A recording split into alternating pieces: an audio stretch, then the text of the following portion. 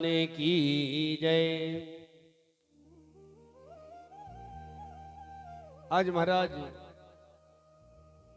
मैया के एक भी मुख में दांत नहीं है। मैया ने जैसे ही पूछा कि का भयो है, तो एक ब्रजवासी ने गोला मारा। महाराज दांत तो थे नहीं, वो सीधा पेट में चला गया। ब्रजवासी ने पूछा, मैया ये बता कि तेरा मुख मीठा हुआ या नहीं? कि हाँ लाला, मुंह तो मीठा हो गया। तो अब्बू तो पता न लगी कि लाला भयो है। महाराज ब्रजवासी सभी बधाई दे रहे हैं और कन्हैया झूले पलेना निक होले झूठा दीजो। कन्हैया झूले पलेना निक होले झूठा दीजो। कन्हैया झूले पलेना निक होले झूठा दीजो।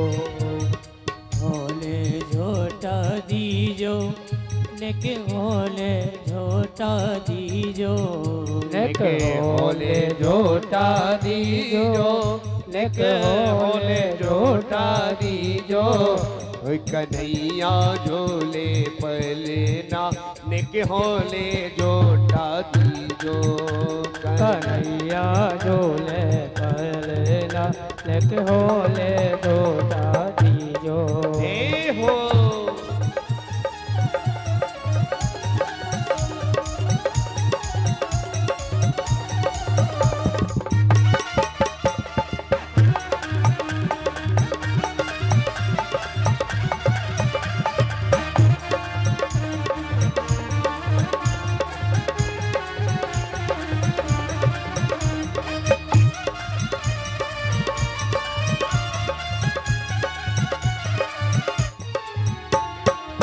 काहे को जग बनो ही पालना। काहे को जग बनो रे पालना। काहे को जग बनो रे पालना। काहे को जग बनो रे पालना। काहे के लागे फूंदना निक होले झूठा दीजो। कन्हैया झूले पलेना निक होले झूठा दीजो। हे हो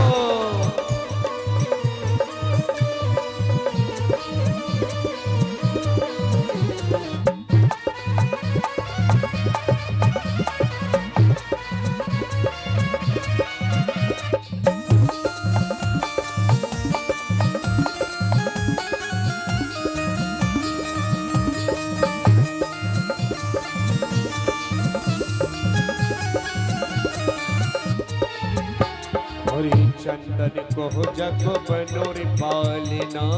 चंदन को जग बनो रे पालना। चंदन को जग बनो रे पालना। चंदन को जग बनो रे पालना। रेशम के लागे फूंदना निक होले झूठा दीजो। ओ कन्हैया झूले पलेना निक होले झूठा दीजो। निक होले झूठा दीजो।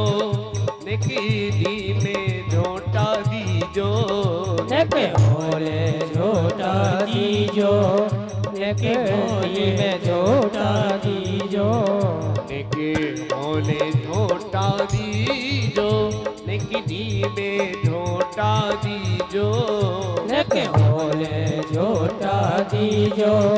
निक होले झूठा दीजो। हरि मेरो लाला झूले पलेना निक होले झूठा दीजो। ओ कन्हैया झूले पलेना निक होले झूठा दीजो।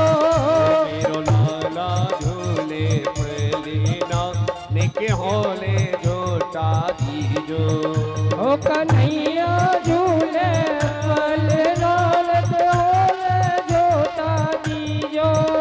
मेरो लाला झूले पले नानक होले जोटा दीजो। होने के होले जोता दीजो, नट होले जोता दीजो, नट होले जोता दीजो। बोल गोविंद भगवान की। आज महाराज सभी ब्रजवासी लाला को आशीर्वाद दे रहे हैं, मैया को बधाई दे रहे हैं, नंद बाबा को बधाई दे रहे हैं।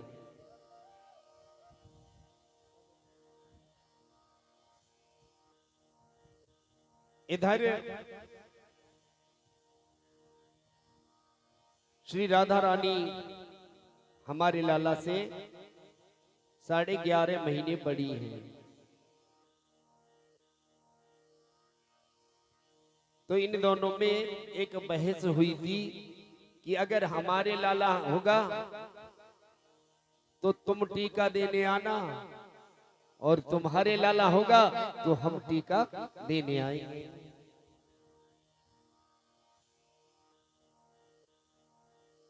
आज सभी बरसाने वाले लाला का टीका लेकर आते हैं। देखो तो सही, अभी तो छोटे से हैं और टीका भी आने लगा। महाराज टीका कहते हैं सगाई के लिए। आज ब्रष्मान जी टीका लेकर आए हैं।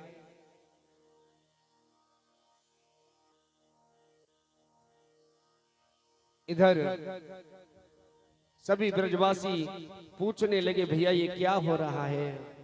कहने लगे ये बरसाने से श्री राधा रानी के यहाँ से लाला के लिए टीका आया है।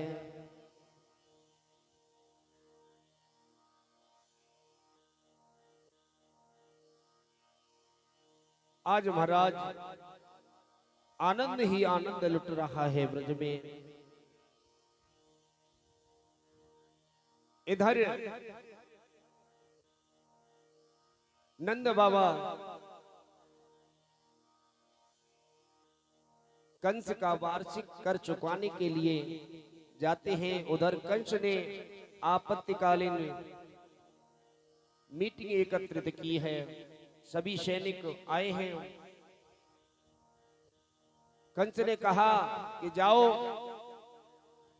जितने भी बच्चे ब्रज में जन्मे हैं एक एक करके आप सभी को मार के आओ।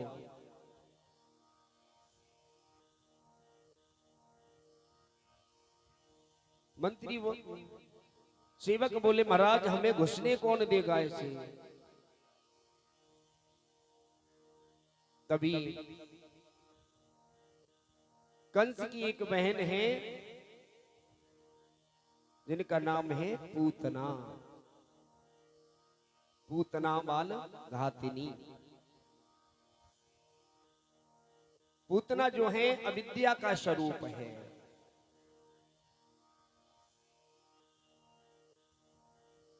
जो पीठ पीछे बुराई करे मुंह पर भलाई करे वह पूतना है।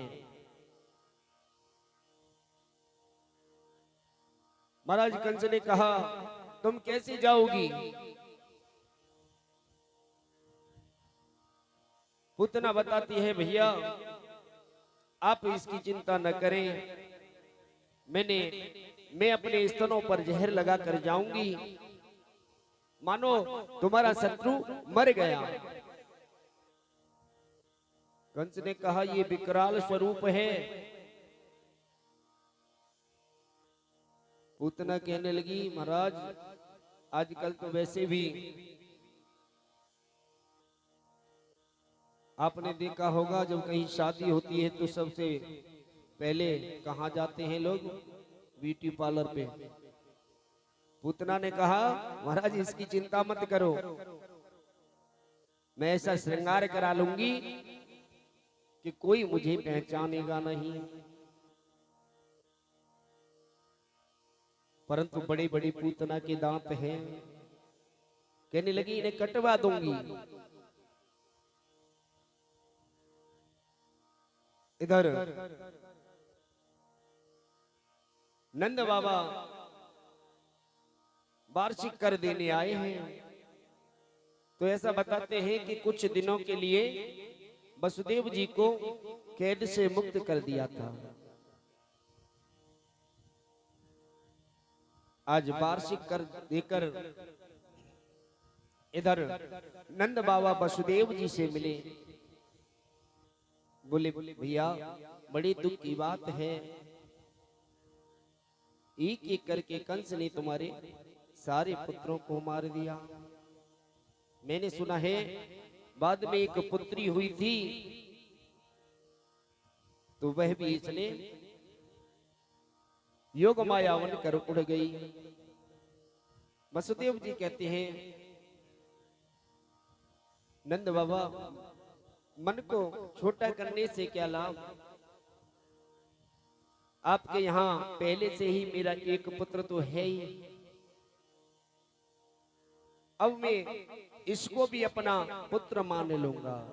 नंद बाबा बोले हाँ भैया मेरा कहाँ है, वो तो आप लोगों का ही है। अब वसुदेव जी ये तो नहीं कह सकते कि वह मेरा पुत्र है। आज बहुत देरों तक नंद और वसुदेव की वार्ता होती है।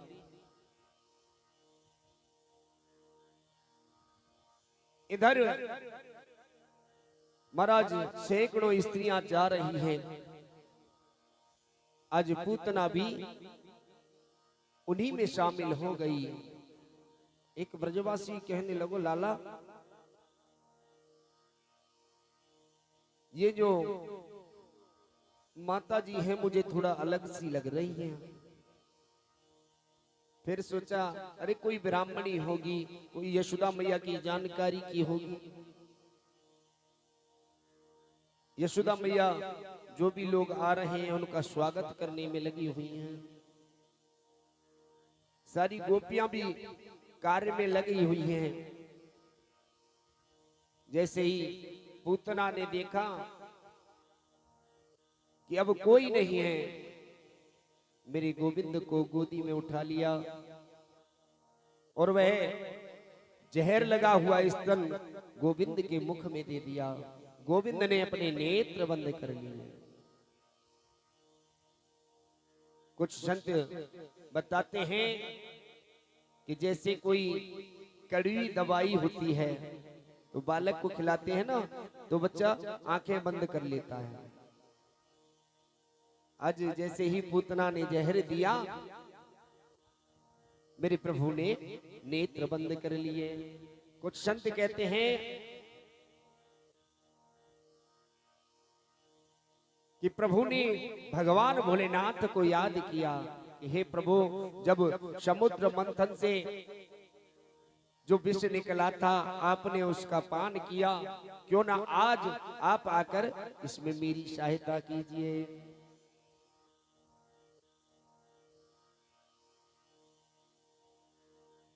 कुछ संत कहते हैं कि जिसका बाहरी चोला सुंदर हो और अंदर बुराई भरी पड़ी हो, महाराज ऐसे व्यक्ति से मेरे प्रभु अपनी नजरें नहीं मिलाते हैं।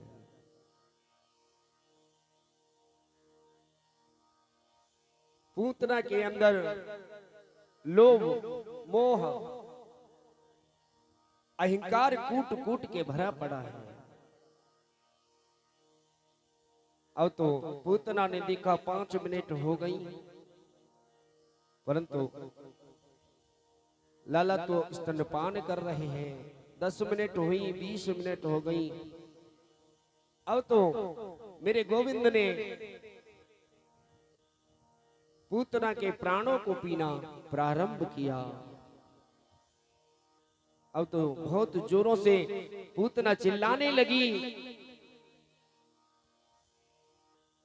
महाराज जैसे तैसे वो घर से निकली और नंद भवन के बाहर ही पूतना का शरीर गिर पड़ा। ऐसा बताते हैं 18 किलोमीटर के दायरे में पूतना का शरीर गिरा है।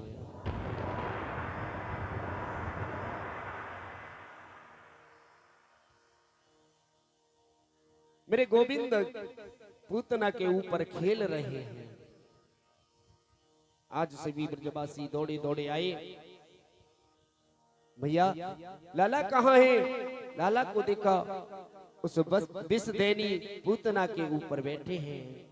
गोविंद को वहां से उठाया। आज मेरे प्रभु की नजर उतारी गई है।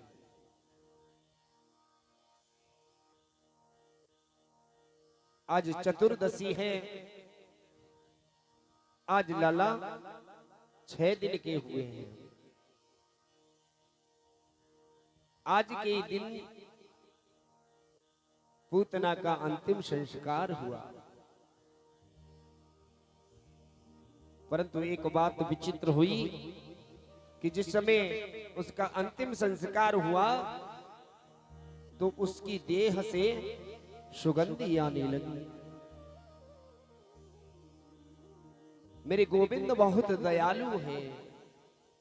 उस विषदैनी पूतना के लिए भी मेरे प्रभु ने जो गति यशोदा मैया को मिलनी चाहिए वह पूतना को भी दे दी।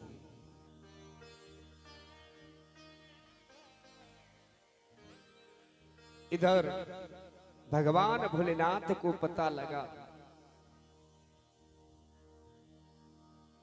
तो आज योगी का वेश बनाया है मेरे भोलेनाथ ने,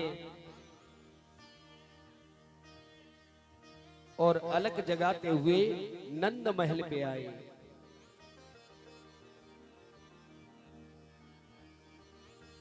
यशोदा मैया से कहने लगे, मैया हमें अपने लाला के दर्शन तो करा दे।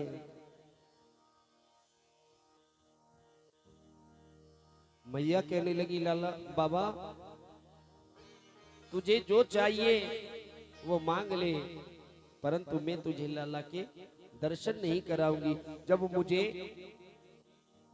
मैं इतनी वृद्ध हूं, मुझे ही डर लग रहा है, तो मेरे लाला तो अगर कोई फोटो में भी सांप देख लेना महाराज डर जावे।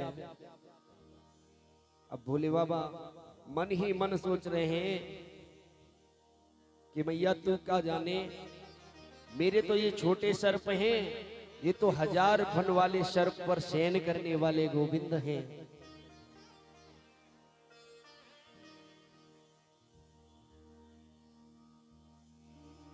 मैया बार बार भोलेनाथ से कह रही है, बाबा तू जो मांगे वो ले जा, परंतु मैं तुझे लाला के दर्शन नहीं कराऊं। अब तो भोले बाबा कहने लगे, मैया तू जानती नहीं है कि हम योगियों की एक हट होती है, अगर अपनी हट पे हम आ जाएं तो दर्शन करके ही जाएंगे। यशोदा मैया बोली, बाबा तेने अभी योग हट देखी है, परंतु मैयाओं की हट नहीं देखी। लाला बाबा तू 1 वर्ष नहीं 1000 वर्ष यहां बैठे रहना, परंतु मैं तुम्हें लाला के दर्शन नहीं कराऊंगी। मेरे महल में अनेकों दरवाजे हैं,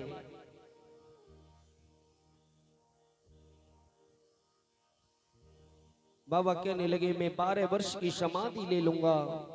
मैया बोली, मैं 24 वर्ष तक अपने लाला को घर से बाहर ही नहीं जाने दूंगी।